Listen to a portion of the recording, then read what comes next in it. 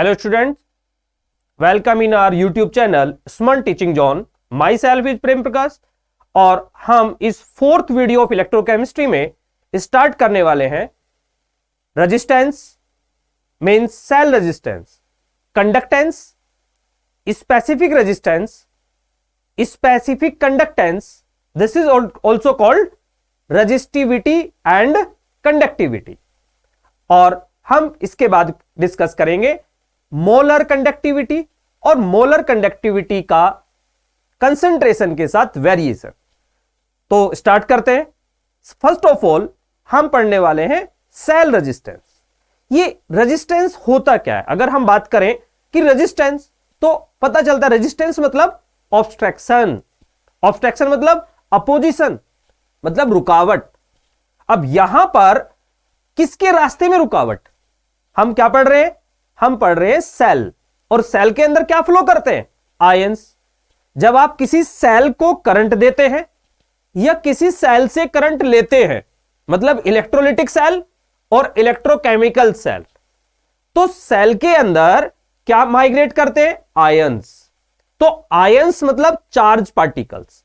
तो अगर हम कंडक्टर्स की बात करें तो कंडक्शन के लिए, कंडक्टर के अंदर इलेक्ट्रिक कंडक्शन के लिए क्या होते हैं? आयंस या फिर फ्री इलेक्ट्रॉन्स. ठीक है. तो जो इलेक्ट्रिक कंडक्शन देते हैं, अगर मैं वायर की बात करता हूं, ये कोई इलेक्ट्रिक वायर है, तो इलेक्ट्रिक वायर के अंदर जो इलेक्ट्रिक कंडक्शन आती है वो आती है फ्री इलेक्ट्रॉन्स की वजह से. लेकिन अगर मैं सेल की बात करता हूं तो सेल के अंदर क्या होता है? सेल के अंदर होता है इलेक्ट्रोलाइट. ठीक है. और इलेक्ट्रोलाइट के क्या देता है हमें पानी में डिसॉल्व होके? आयंस.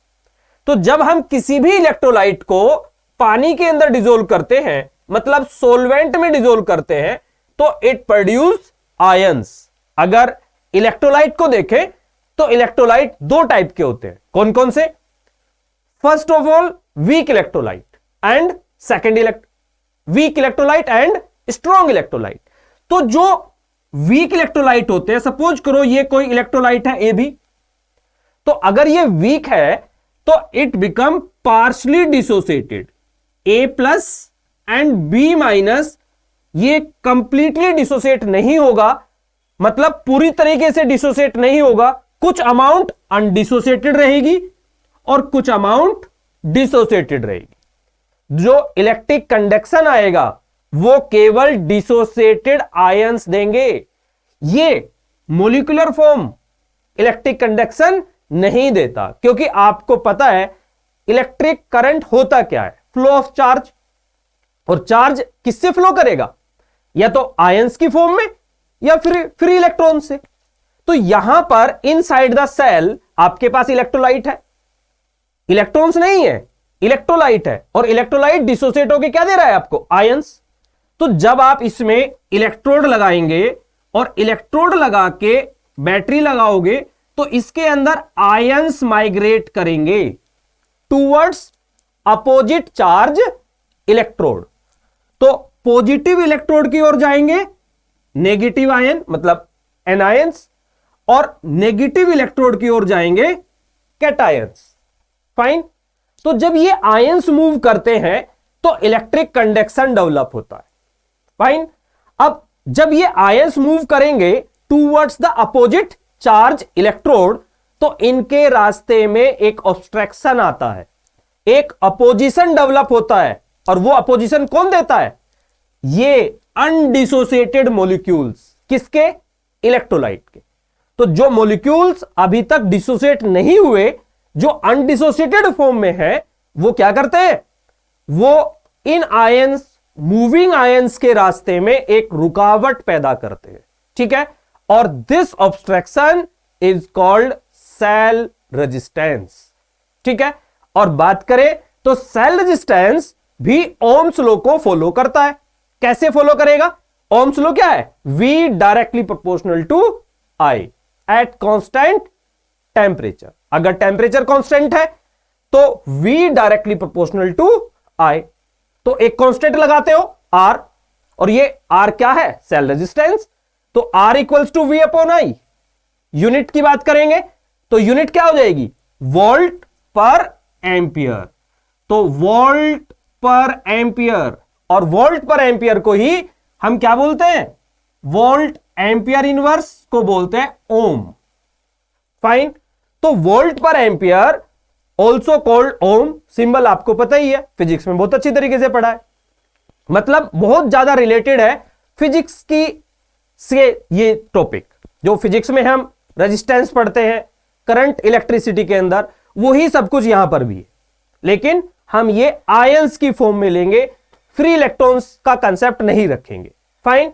तो इसके बाद रेजिस्टेंस तो आपको पता चला क्या होता है, ऑब्स्ट्रक्शन होता है किसके रास्ते में, आयंस, मूविंग आयंस के रास्ते में।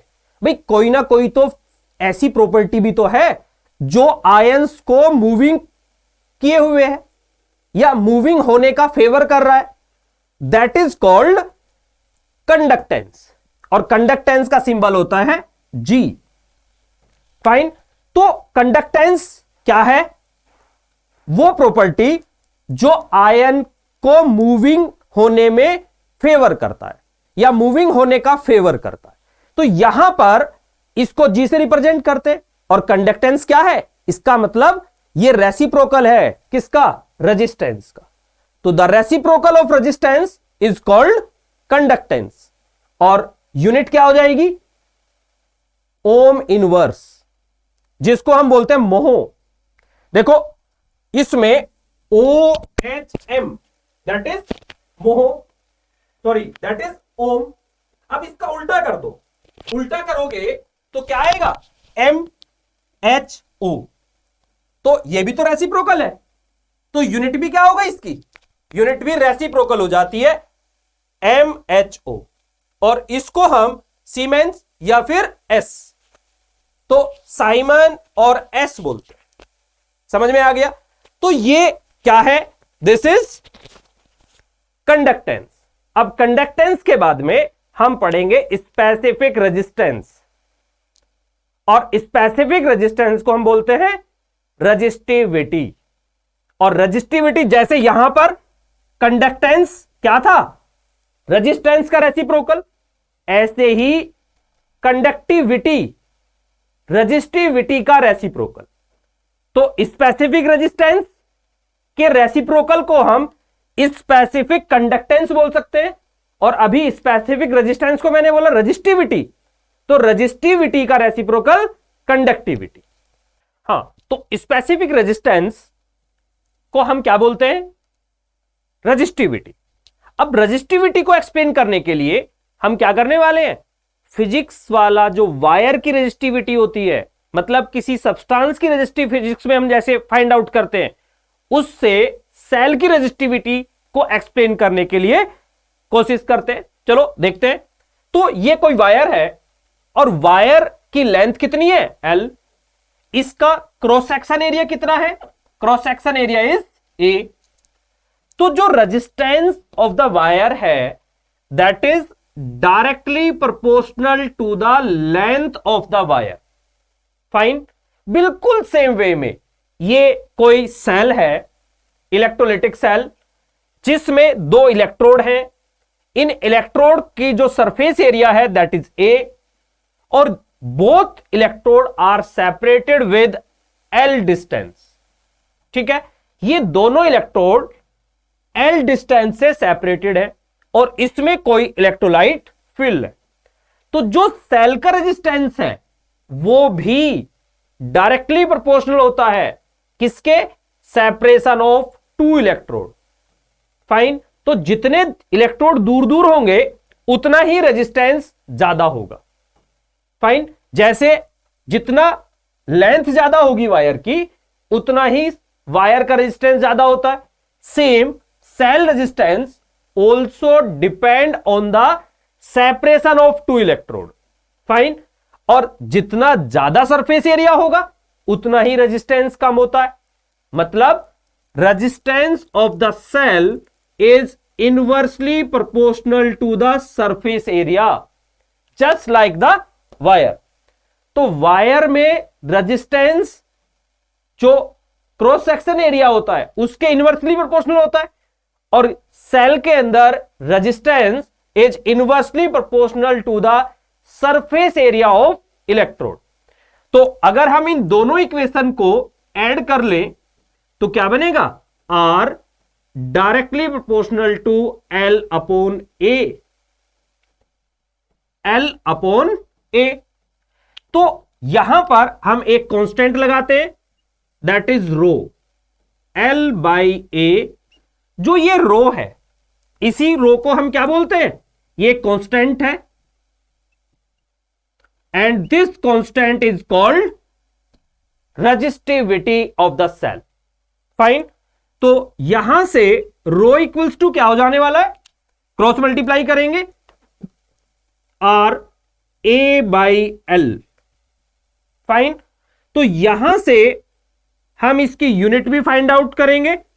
तो यूनिट क्या हो जाएगी, यूनिट आर की यूनिट क्या होती है बेटा, ohm, area metre square upon में मीटर, तो ये हो जाएगी ओम मीटर या फिर ओम सेंटीमीटर। तो unit of resistivity that is ohm metre और ओम सेंटीमीटर। अब हम डिफाइन कैसे करें, तो आपके पास में फॉर्मूला है rho equals to R A by L, और ए क्या है, दैट इज सरफेस एरिया, और एल क्या है, सेपरेशन ऑफ टू इलेक्ट्रोड।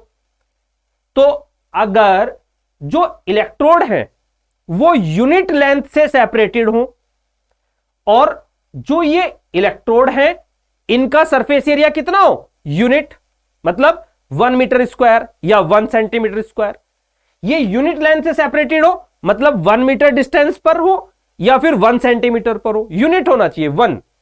तो क्या होने वाला है, rho equals to are, 1 by 1, तो कैंसिल आउट हो जाएंगे, तो क्या आएगा ये, रो इक्वल्स टू आर, मतलब the resistivity equals to the resistance of the cell. तो resistivity of cell equals to resistance of cell, लेकिन कब, when unit area electrode are separated with unit distance. अगर यूनिट सरफेस एरिया वाले दो electrode एक दूसरे से यूनिट लेंथ पर सेपरेटेड हैं, तो उनका जो रेजिस्टेंस होगा, जो उस सेल का रेजिस्टेंस होगा, that is numerically equals to the resistivity of cell. Fine. देखो भाई, हमने इससे पहले क्या बताया था आपको, कंडक्टेंस। अब बात करते हैं रेजिस्टिविटी का रेसिप्रोकल, कंडक्टिविटी। लेकिन उससे पहले एक छोटा सा टॉपिक है, दैट इज सेल कांस्टेंट। ये सेल कांस्टेंट क्या है, सेल कांस्टेंट, सेल कांस्टेंट क्या होता है, सेल कांस्टेंट जिसको हम जी स्टार से डिपेंड करते हैं। देखो ये कोई सेल है, इलेक्ट्रोलिटिक सेल या इलेक्ट्रोकेमिकल सेल। इस सेल की बात करें तो इस पर्टिकुलर सेल के अंदर आप इलेक्ट्रोलाइट चेंज कर सकते हो, कोई भी इलेक्ट्रोलाइट फिल कर दे, लेकिन इस सेल के लिए जो इलेक्ट्रोड है कितनी डिस्टेंस से सेपरेटेड है, एल, और इनका सरफेस, इलेक्ट्रोड का सरफेस एरिया कितना है, ए। ये दोनों फिक्स हैं, और अगर ये फिक्स हैं तो एल बाई ए का रेशियो भी फिक्स होगा। तो किसी भी पर्टिकुलर सेल के लिए the ratio of separation of two electrode with surface area is called cell constant G star. तो सेल कांस्टेंट क्या हुआ, cell constant is the ratio of separation of two electrode and surface area. तो यहां पर unit क्या हो जाएगी, unit of cell constant metre upon में मीटर स्क्वायर, तो दैट इज मीटर इनवर्स और सेंटीमीटर इनवर्स। तो ये एक टॉपिक है जो बार बार यूज हो सकता है। तो हम यहां पर सेल कांस्टेंट को जी स्टार से रिप्रेजेंट करेंगे, तो G star equals to L by A. तो just like the conductance, conductivity also reciprocal of resistivity. तो इसको जो कंडक्टिविटी है, कंडक्टिविटी को हम रिप्रेजेंट करते हैं के, कैपिटल के है लेकिन छोटा के, इसको कापा बोलते हैं, CAPPA, कापा। तो कापा इक्वल्स टू 1/ρ। तो reciprocal of resistivity is called conductivity. तो यूनिट क्या होगी बेटा इसकी? यूनिट ऑफ कापा बोले तो कंडक्टिविटी इक्वल्स टू 1/ओम मीटर। रेजिस्टिविटी की यूनिट ओम मीटर, तो 1/ओम मीटर, तो ये हो जाएगा ओम इनवर्स मीटर इनवर्स, या फिर ओम इनवर्स सेंटीमीटर इनवर्स। और आपको बताया था मैंने ओम इनवर्स को हम क्या बोलते हैं? साइमन। तो ये हो जाता है साइमन मीटर इनवर्स और साइमन सेंटीमीटर इनवर्स।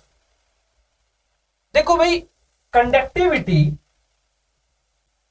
पर अगर हम कंसंट्रेशन के वेरिएशन की बात करें, कंडक्टिविटी पर मतलब कापा की वैल्यू, तो यहां पर अगर हम देखें, ये इलेक्ट्रोलाइट सेल है, इलेक्ट्रोलिटिक सेल है, तो इसके अंदर जो इलेक्ट्रिक कंडक्शन प्रोड्यूस कर रहा है वो कौन है? Charge carrier. जितने ज्यादा चार्ज कैरियर होंगे उतना ही चार्ज ज्यादा कंडक्ट होगा, फ्लो ऑफ चार्ज ज्यादा होगा, तो उतनी ही उसकी कंडक्टिविटी ज्यादा होगी। और नंबर ऑफ आयंस पर यूनिट वॉल्यूम कैसे बढ़ेंगे? जब आप कंसंट्रेशन बढ़ाओगे। आप इसमें ज्यादा इलेक्ट्रोलाइट मिक्स करें तो कंसंट्रेशन बढ़ेगी, और कंसंट्रेशन बढ़ने से पर यूनिट वॉल्यूम में नंबर ऑफ चार्ज कैरियर्स बढ़ जाते, जिससे कापा की value, conductivity of the cell increase हो जाती है। Means conductivity increase with increase concentration, और जब आप कंसंट्रेशन बढ़ा रहे होते तो पर यूनिट वॉल्यूम में नंबर ऑफ आयंस बढ़ जाते। तो ये यूनिट भी आपको समझ में आ गया और कंसंट्रेशन का इफेक्ट भी समझ में आया। तो आप जब कंसंट्रेशन बढ़ाएंगे तो कंडक्टिविटी बढ़ेगी। लेकिन अभी हम डिस्कस करने वाले हैं मोलर कंडक्टिविटी, और मोलर कंडक्टिविटी पर कंसंट्रेशन के इफेक्ट की भी स्टडी करेंगे। लेकिन तब मैं बताऊंगा कि molar conductivity decrease with increase concentration. तो दोनों में कंफ्यूज नहीं होना। क्वेश्चन अगर कंडक्टिविटी का पूछा जाए तो आप बताओगे कंडक्टिविटी इंक्रीज हो जाती है जब आप कंसंट्रेशन बढ़ाते हैं। और जिसका रीजन क्या है, क्यों बढ़ जाती है? क्योंकि पर यूनिट वॉल्यूम में चार्ज कैरियर मतलब आयंस इंक्रीज हो जाते हैं। लेकिन मोलर कंडक्टिविटी डिक्रीज होती है। कैसे डिक्रीज होती है, क्या इफेक्ट आता है कंसंट्रेशन का, तो वो डिस्कस करते हैं। तो मोलर कंडक्टिविटी क्या होगा? तो जैसे नाम से ही पता चल रहा है, मोलर, मोलर मतलब 1 मोल, फाइन। और कंडक्टिविटी कौन दे रहे हैं? आयंस। जो इस इलेक्ट्रोलाइट के अंदर आयंस हैं, वो इसके अंदर कंडक्टिविटी, इलेक्ट्रिक कंडक्शन डेवलप कर रहे हैं। तो the conductivity produced by 1 mole of electrolyte, तो 1 मोल इलेक्ट्रोलाइट से जो भी कंडक्टिविटी प्रोड्यूस होती है उसको हम बोलते हैं मोलर कंडक्टिविटी। और किससे रिप्रेजेंट करते हैं? Lambda M, M refer to molar. तो 1 मोल ऑफ इलेक्ट्रोलाइट मतलब ये कोई सेल है, सेल के अंदर ये सोलवेंट है और इसमें हमने 1 मोल इलेक्ट्रोलाइट डिसोल्व किया हुआ। तो 1 मोल ऑफ इलेक्ट्रोलाइट जितनी कंडक्शन डेवलप करेगा, जितनी कंडक्टिविटी देगा, उसको हम मोलर कंडक्टिविटी बोले। देखो, अब हम मोलर कंडक्टिविटी और कंडक्टिविटी में रिलेशन देखते हैं। तो कैसे रिलेट करेंगे? सपोज करो ये पूरा कोई इलेक्ट्रोलाइट है, ये कोई इलेक्ट्रोलाइट है, ये पूरा इलेक्ट्रोलाइट है, ठीक है। और इस इलेक्ट्रोलाइट में हमने 1 मोल इलेक्ट्रोलाइट डिसोल्व किया हुआ। ये पूरे वॉल्यूम को हम ये 3D मान के चलोगे बेटा तो समझ में आएगा। तो यहां पर हमने इसको इक्वली पार्ट में डिवाइड किया हुआ है। ये तो ये कितना है? 1 सेंटीमीटर, ये कितना है 1 सेंटीमीटर, ये भी 1 सेंटीमीटर 1 सेंटीमीटर। तो अगर ये क्यूब है तो इसका वॉल्यूम कितना होगा, स्क्वायर 2D बना रहा हूं मैं, लेकिन आप इसको क्यूबिक समझेंगे तो समझ में आएगा। तो इसका वॉल्यूम कितना होगा 1 सेंटीमीटर क्यूब। फाइन। तो इसके अंदर 1 सेंटीमीटर क्यूब में क्या 1 मोल इलेक्ट्रोलाइट डिसॉल्व है? नहीं, क्योंकि 1 मोल इलेक्ट्रोलाइट तो इस पूरे इलेक्ट्रोलाइट के अंदर डिसॉल्व है। फाइन। तो इस इतने पोर्शन से जो कंडक्टिविटी डेवलप हो रही है वो क्या है, कापा, मतलब कंडक्टिविटी ऑफ दिस इलेक्ट्रोलाइट। ठीक है। अगर मैं इसमें ये वाला पोर्शन भी ऐड कर दूं तो कितनी हो जाएगी 2 कापा, क्योंकि 1 से कितनी है, 1 पोर्शन से कापा, तो 2 से 2 कापा। और इस पूरे के पूरे इलेक्ट्रोलाइट का वॉल्यूम कितना है V सेंटीमीटर क्यूब। तो 1 से आ रही है 1 कापा, 2 से आ रही है 2 कापा, 3 पोर्शन से कितनी आ रही है 3 कापा, 4 पोर्शन से 4 कापा। तो इस टाइप से जो टोटल वॉल्यूम कितना है V सेंटीमीटर क्यूब। तो 1 सेंटीमीटर क्यूब से आ रही है कापा, 2 सेंटीमीटर क्यूब से आ रही है 2 कापा, 3 सेंटीमीटर क्यूब से आ रही है 3 कापा। तो ऐसे ही इस पूरे से जो मोलर कंडक्टिविटी आएगी, क्योंकि पूरे में कितना डिसॉल्व है 1 मोल, तो अगर इन सबको हम ऐड कर दें तो conductivity produce by 1 mole of electrolyte.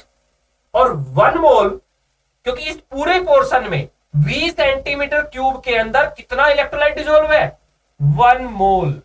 और 1 मोल से जो कंडक्टिविटी आएगी उसको क्या बोलेंगे, मोलर कंडक्टिविटी। तो molar conductivity lambda m equals to V into kappa, एक फॉर्मूला। फाइन। तो अब आपको पता है कि भाई V क्या है। अगर हम V को कंसंट्रेशन से रिलेट करें तो आपको पता है concentration C equals to number of moles upon में volume, number of moles upon में वॉल्यूम। तो नंबर ऑफ मोल्स अपॉन में वॉल्यूम, तो यहां से आपको पता है नंबर ऑफ मोल्स तो कितने डिसॉल्व किए हैं आपने इस पूरे इलेक्ट्रोलाइट के अंदर 1 मोल। मोलर कंडक्टिविटी के लिए आप इलेक्ट्रोलाइट ना तो 1 मोल से ज्यादा डिसॉल्व कर सकते और ना ही 1 मोल से कम डिसॉल्व कर सकते। तो आपने कितना मोल इलेक्ट्रोलाइट डिसॉल्व किया हुआ है 1 मोल ऑफ इलेक्ट्रोलाइट इसके अंदर डिसॉल्व किया हुआ है। तो यहां पर हम इसके अंदर 1 मोल इलेक्ट्रोलाइट डिसॉल्व करेंगे, ना उससे ज्यादा ना ही उससे कम। तो इस तरीके से यहां पर हम 1 मोल इलेक्ट्रोलाइट इसके अंदर डिसॉल्व करने वाले, और जिससे जो कंडक्टिविटी आएगी वो क्या होगी, मोलर कंडक्टिविटी। फाइन।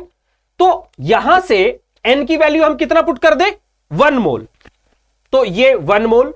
तो V इक्वल्स टू क्या हो जाएगा, V इक्वल्स टू 1/c। देखो भाई, अगर हम यहां पर एक दूसरे तरीके से सोचे, जो नंबर ऑफ मोल्स है वो क्या दे रहे हैं, नंबर ऑफ मोल्स, कंसंट्रेशन। आप जितने मोल बढ़ाओगे उतनी ही ज्यादा कंसंट्रेशन होगी, लेकिन जितना वॉल्यूम इंक्रीज करोगे, आप इसमें पानी ऐड कर दो तो वॉल्यूम बढ़ जाएगा। तो वॉल्यूम जितना ज्यादा होगा, जितना ज्यादा वॉल्यूम उतनी ही डाइल्यूशन ज्यादा, कंसंट्रेशन का उल्टा। तो रेसिप्रोकल ऑफ कंसंट्रेशन, और वो क्या है यहां पर वॉल्यूम, क्योंकि अगर आप यहां देखें C इक्वल्स टू क्या हो जाएगा 1/V। तो C इज द कंसंट्रेशन और कंसंट्रेशन का रेसिप्रोकल डाइल्यूशन। तो यहां पर V को हम क्या बोलेंगे, डाइल्यूशन। तो ये C की वैल्यू हम यहां पे देखें तो C क्या होता है, मोल पर लीटर। तो और यहां पर ये क्या है, वॉल्यूम किसमें है हमारे पास, सेंटीमीटर क्यूब में। तो 1 centimetre cube 1 litre equals to होता है 1000 सेंटीमीटर क्यूब। तो अगर आप इसको सेंटीमीटर क्यूब में लेंगे तो ये हो जाएगा C इक्वल्स टू 1000/V। ठीक है, या फिर V इक्वल्स टू 1000/C। तो ये वैल्यू, V की वैल्यू यहां पर मैं पुट करता हूं तो फॉर्मूला क्या बनेगा, लैम्डा इक्वल्स टू कापा, और v की जगह हम क्या पुट कर रहे हैं 1000/c, 1000/c। तो ये रिलेशन आ गया मोलर कंडक्टिविटी और कंडक्टिविटी में। तो इसके बाद बहुत ही इंपॉर्टेंट टॉपिक है, 1 मार्क में रिपीटेड क्वेश्चन पूछा जाता है, और वो क्या है, यूनिट ऑफ मोलर कंडक्टिविटी। तो यूनिट ऑफ मोलर कंडक्टिविटी क्या होगा? अगर हम यूनिट की बात करें तो यूनिट कैसे फाइंड आउट करेंगे? आपके पास फॉर्मूला है, आप फॉर्मूले से ही आप यूनिट फाइंड आउट कर सकते हैं। तो यूनिट ऑफ लैम्डा एम, तो यूनिट कैसे निकालोगे? आपके पास में कापा, और कापा की यूनिट क्या है आपके पास? Siemens meter inverse, siemens meter inverse upon में कंसंट्रेशन, और कंसंट्रेशन की यूनिट क्या है? मोल पर लीटर। अगर मोलर कंसंट्रेशन ले मतलब मोलैरिटी ले, लेकिन हमने यहां पे एम के सिस्टम में मीटर इनवर्स लिया हुआ है, तो वॉल्यूम को आप मीटर क्यूब में लेंगे। तो मोल मीटर -3 मतलब मीटर, मोल पर मीटर क्यूब। तो ये मीटर क्यूब कहां जाएगी? ऊपर। तो यूनिट क्या होने वाली है? Siemens metre square mole inverse, siemens metre square, siemens metre square mole inverse. अच्छा, अगर मैं इसको सेंटीमीटर में लेता हूं तब क्या हो जाएगा? Siemens centimetre square mole inverse. ठीक है, तो the unit of molar conductivity is siemens metre square mole inverse, या फिर siemens centimetre square mole inverse. अब बारी है बहुत ही इंपॉर्टेंट टॉपिक, वो क्या है? Variation of concentration. तो वेरिएशन के इफेक्ट की स्टडी करेंगे, किस पर? मोलर कंडक्टिविटी पर। तो मोलर कंडक्टिविटी पर वेरिएशन ऑफ कंसंट्रेशन का क्या इफेक्ट पड़ता है? आप कंसंट्रेशन बढ़ाएं या कम करें तो उसका क्या इफेक्ट पड़ेगा? तो ये दोनों टॉपिक बिल्कुल सेम होंगे, वेरिएशन ऑफ कंसंट्रेशन या वेरिएशन ऑफ डाइल्यूशन। भाई अभी हमने बताया आप कंसंट्रेशन को डाइल्यूशन भी तो बोल सकते हो। आप कंसंट्रेशन कम कर रहे हो तो क्या कर रहे हो? सॉल्यूशन को, इलेक्ट्रोलाइट को डाइल्यूट करते जा रहे हो। ठीक है, और अगर आप डाइल्यूशन कम कर रहे हो तो कंसंट्रेशन बढ़ती जा रही है। तो आप कंसंट्रेशन के इफेक्ट बोले या डाइल्यूशन का इफेक्ट बोले, both are the same term. तो अब हम स्टार्ट करने वाले हैं इफेक्ट ऑफ डाइल्यूशन या effect of concentration on molar conductivity lambda M. तो स्टार्ट करते हैं। तो ये कोई इलेक्ट्रोलिटिक सेल है और इसमें हम ये सॉल्वेंट लिया है हमने, और सॉल्वेंट में इतने से सॉल्वेंट में हमने 1 मोल इलेक्ट्रोलाइट डिसोल्व कर दिया है। देखो भाई, मोलर कंडक्टिविटी या मोलर कंडक्टेंस के में आपके हाथ बंधे हुए हैं। आप जो इलेक्ट्रोलाइट है वो 1 मोल से ना तो कम ले सकते और ना ही 1 मोल से ज्यादा इलेक्ट्रोलाइट ले सकते। तो आप कितना इलेक्ट्रोलाइट यूज करेंगे? केवल 1 मोल ऑफ इलेक्ट्रोलाइट। तो 1 मोल इलेक्ट्रोलाइट से कम भी नहीं ले सकते, ज्यादा भी नहीं ले सकते। तो कंसंट्रेशन कैसे वेरिएशन करोगे भाई? कैसे कंसंट्रेशन पढ़ोगे? चेंज ऑफ कंसंट्रेशन का इफेक्ट कैसे पढ़ोगे? मतलब आप सॉल्वेंट तो चेंज कर ही नहीं सकते, तो आपके हाथ में है सॉल्वेंट, सोल्यूट चेंज नहीं कर सकते, तो आपके हाथ में क्या बचा? केवल सॉल्वेंट। तो मैंने यहां पे ये सॉल्वेंट लिया है और इसमें 1 मोल डिसोल्व कर दिया है, तो कंसंट्रेशन ज्यादा होगी। ठीक है, जब कंसंट्रेशन ज्यादा है तो मैं इसकी मोलर कंडक्टिविटी देख रहा हूं। तो आपके पास जैसे अभी फॉर्मूला था lambda M equals to kappa into 1000/c, ये तो अगर मैं इस फॉर्मूले को भी देखूं तो भाई concentration is inversely proportional to the molar conductivity. ठीक है, मोलर कंडक्टिविटी के इनवर्सली प्रोपोर्शनल है। ठीक है, अब बात यह है कि कैसे इनवर्सली प्रोपोर्शनल है। अभी तो हमने बताया था कि भाई कापा जो है, कापा मतलब कंडक्टिविटी, वो इंक्रीज करती है कंसंट्रेशन से। जब आप इसमें इलेक्ट्रोलाइट मिक्स करते हैं तो जैसे जैसे आप ज्यादा इलेक्ट्रोलाइट मिक्स करेंगे तो पर यूनिट वॉल्यूम में आयंस बढ़ जाते हैं और आयंस बढ़ने से कंडक्टिविटी बढ़ जाती है, लेकिन मोलर कंडक्टिविटी कम होती है। देखो होता क्या है, जब ये इलेक्ट्रोलाइट कम है मतलब सॉल्यूशन कम है, लेकिन मोल कितना है इसमें, 1 मोल इलेक्ट्रोलाइट, तो आयंस बहुत ज्यादा क्लोज होंगे। जब कंसंट्रेशन ज्यादा होगी तो आयंस क्या होंगे, एक दूसरे के बहुत ज्यादा क्लोज होंगे, और जब आयंस क्लोज होंगे तो जब वो मूव करेंगे तो एक दूसरे से टकराएंगे, और जो अनडिसोसिएटेड मॉलिक्यूल है वो भी उनके ज्यादा क्लोज होंगे। तो जब आयंस मूव करेंगे तो क्या होगा, उनमें कोलिजन होने के चांस ज्यादा है, तो ऑब्स्ट्रक्शन ज्यादा होगा। तो जब कंसंट्रेशन ज्यादा होती है तो ऑब्स्ट्रक्शन ज्यादा होता है, एक बात। दूसरा, अगर मैं वीक इलेक्ट्रोलाइट की बात करूं तो जो वीक इलेक्ट्रोलाइट है, ये AB कोई इलेक्ट्रोलाइट है, तो ये डिसोसिएट होता है, जो पार्शियली डिसोसिएट रहते हैं, कंप्लीटली डिसोसिएट नहीं होते।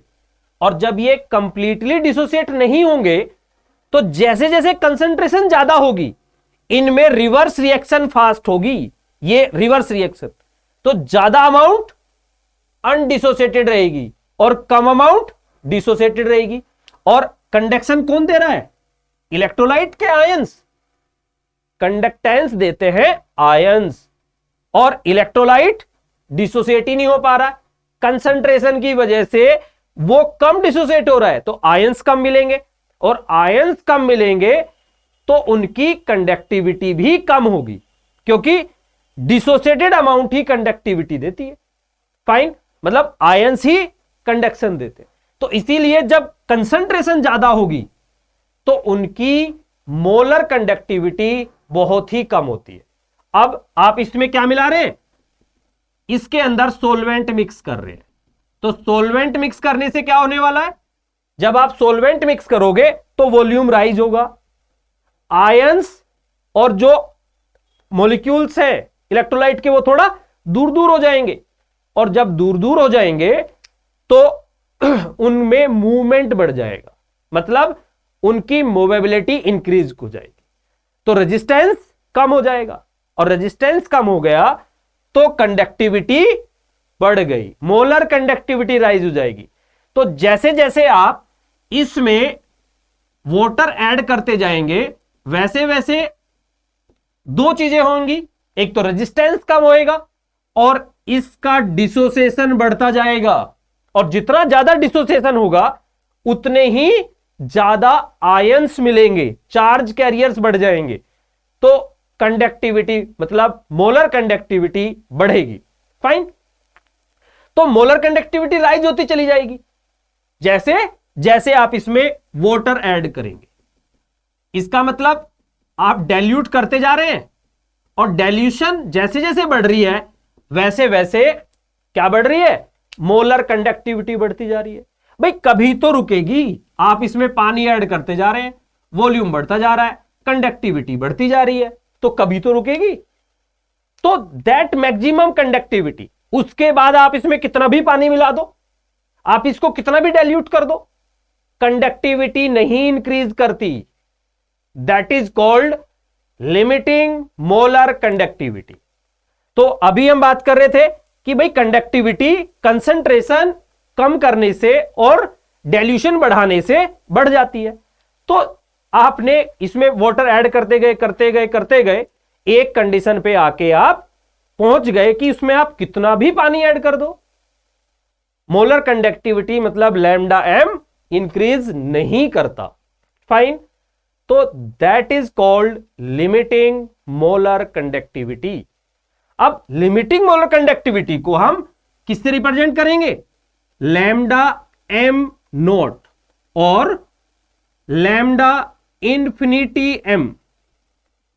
ठीक है, देखो दोनों किसको शो कर रहे हैं, दोनों लिमिटिंग मोलर कंडक्टिविटी को रिप्रेजेंट कर रहे हैं, लेकिन दोनों का रेस्पेक्ट अलग अलग है।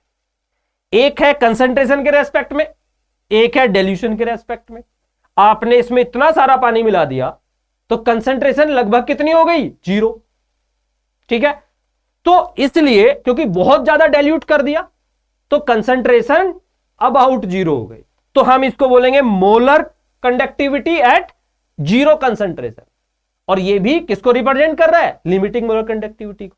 और जब आपने इसकी कंसंट्रेशन लगभग जीरो कर दी, इतना पानी मिला दिया, ठीक है, तो डाइल्यूशन क्या हो गई? इन्फिनिटी।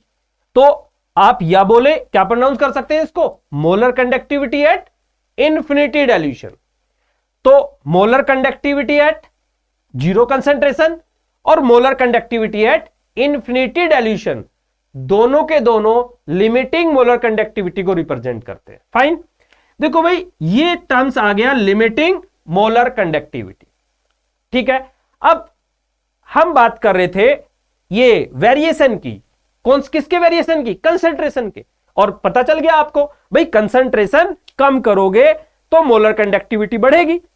लेकिन ये वेरिएशन वीक इलेक्ट्रोलाइट और स्ट्रॉन्ग इलेक्ट्रोलाइट दोनों के केस में अलग अलग वेरी करते हैं। स्ट्रॉन्ग इलेक्ट्रोलाइट में अलग तरीके से वेरिएशन होता है और वीक इलेक्ट्रोलाइट में अलग तरीके से। देखो भाई, स्ट्रॉन्ग कौन से होते? स्ट्रॉन्ग इलेक्ट्रोलाइट, जो स्ट्रॉन्ग इलेक्ट्रोलाइट होते हैं वो टोटली डिसोसिएटेड रहते हैं। मतलब आपने अगर ये कोई इलेक्ट्रोलाइट लिया AB, तो वो पार्शियली डिसोसिएट नहीं होगा, वो कंप्लीटली डिसोसिएट होगा, A plus B minus aqueous. Fine. तो जब, क्योंकि वो ऑलरेडी हर एक कंसंट्रेशन पर, चाहे कंसंट्रेशन ज्यादा है या कंसंट्रेशन कम है, तो ये हमेशा टोटली डिसोसिएट रहते हैं। तो अगर हम ग्राफ प्लॉट करते हैं किसके लिए, किस किस में? पहले तो कंसंट्रेशन के स्क्वायर रूट में और मोलर कंडक्टिविटी में, लैम्डा एम में। तो स्ट्रॉन्ग इलेक्ट्रोलाइट के लिए ये वेरिएशन कुछ ऐसा आता है। मतलब जब आप कंसंट्रेशन को कम करते हैं, डाइल्यूट करते हैं सॉल्यूशन को, तो मोलर कंडक्टिविटी बहुत ही कम राइज होती है, लगभग कांस्टेंट रहती है। कांस्टेंट नहीं बोलते, लेकिन बहुत ही कम राइज होती है। फाइन। लेकिन अगर मैं यही वेरिएशन वीक इलेक्ट्रोलाइट में ड्रॉ करता हूं, तो ये ग्राफ आता है कुछ इस टाइप से। ये किसके लिए है? ये है स्ट्रॉन्ग इलेक्ट्रोलाइट के लिए।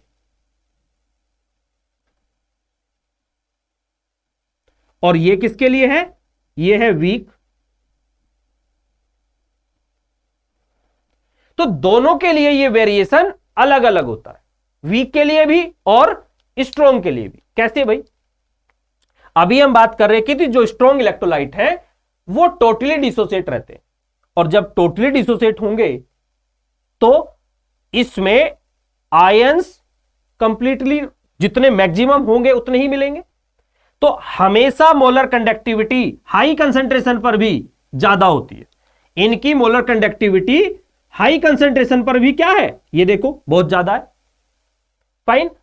और जब आप कंसंट्रेशन कम कर रहे हो तो केवल ए स्मॉल इंक्रीमेंट इज सीन, एक छोटा सा इंक्रीमेंट देखने को मिल रहा है।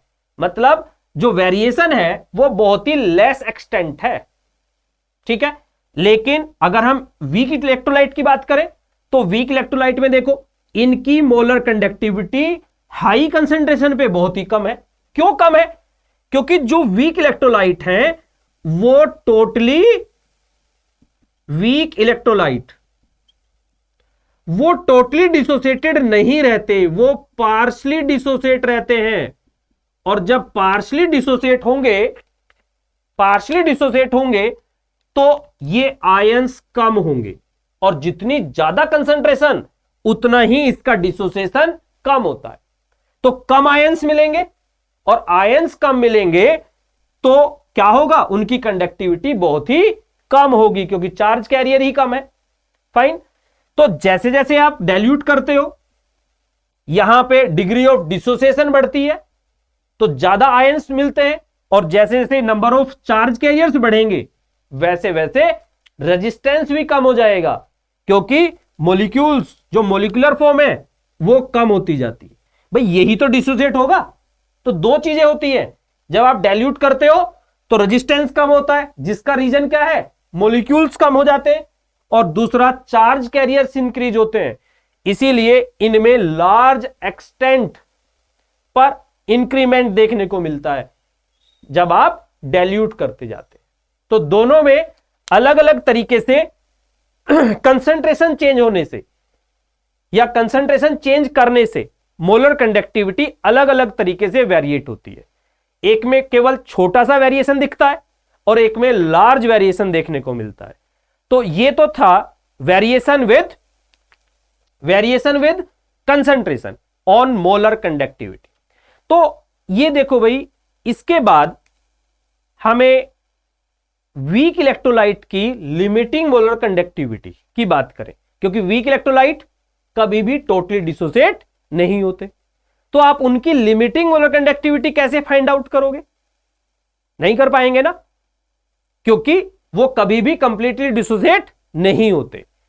तो कोई भी इलेक्ट्रोलाइट जब पूरी तरीके से डिसोसिएट हो जाता है, आपने इतना पानी मिला दिया कि सारे आयन डिसोसिएट हो गए, तो सारे के सारे आयन्स जो 1 मोल इलेक्ट्रोलाइट के हैं वो कंट्रीब्यूट कर रहे हैं किसमें, मोलर कंडक्शन में। तो इसीलिए वो अपनी लिमिटिंग अमाउंट पर पहुंच गया। लेकिन वीक इलेक्ट्रोलाइट के केस में हम उसको इतना पानी कैसे मिलाएं, उतना डाइल्यूट कैसे करें कि वो पूरा का पूरा मतलब कंप्लीटली डिसोसिएट हो जाए। ठीक है, तो इसीलिए it is difficult to determine limiting molar conductivity of weak electrolyte. तो इसके लिए एक साइंटिस्ट है कोलरस। तो कोलरस ने एक लॉ दिया जिसकी हेल्प से हम limiting molar conductivity of weak electrolyte को फाइंड आउट कर सकते हैं। फाइन, तो नेक्स्ट वीडियो में हम आपको कोलरस लॉ को डिस्कस करेंगे और उसके बाद इस इलेक्ट्रोलिटिक सेल ये खत्म हो जाएगा और इसके कुछ क्वेश्चंस जो एनसीईआरटी के अंदर हैं वो क्वेश्चन भी सोल्व करने वाले। ओके, थैंक यू बच्चों।